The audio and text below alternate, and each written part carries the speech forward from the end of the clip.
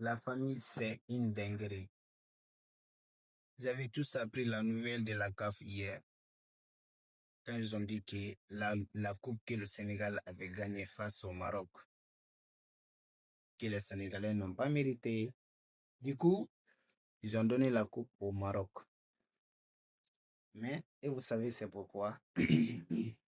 Le simple fait que le Sénégal a été sorti du terrain au bout d'un temps, au cours du match, face à une injustice qui les a été infligée par, je ne sais pas euh, si c'était l'arbitre ou bien si c'était quoi, ou bien si c'était le même Maroc, quoi. Mais qu'est-ce que ça suscite? Et si on regarde très bien dans l'histoire du foot africain, dans les archives, dans les années 1976, la Guinée jouait contre le même Maroc dans une finale. Et du coup, la Guinée a réussi à marquer un but qui n'a pas plu aux Marocains. Du coup, les Marocains sont sortis du terrain aussi. C'est-à-dire les mêmes actes que les Sénégalais ont fait au cours de leur match.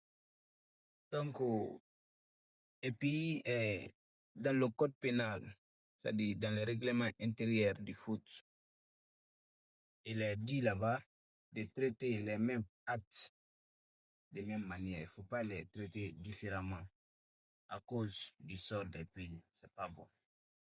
Donc, qu'est-ce que ça suscite?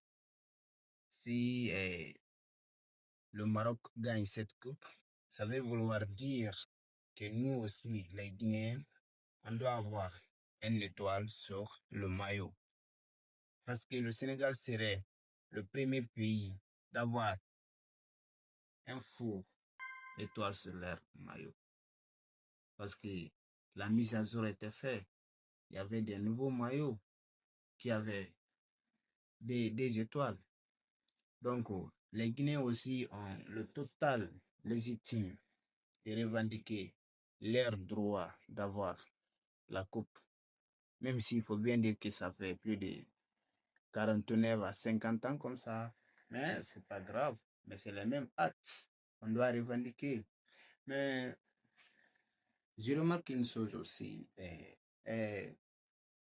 que ce genre d'acte est adressé à seulement aux pays du tiers-monde, les pays sous-développés, comme la Guinée. Parce que si on regarde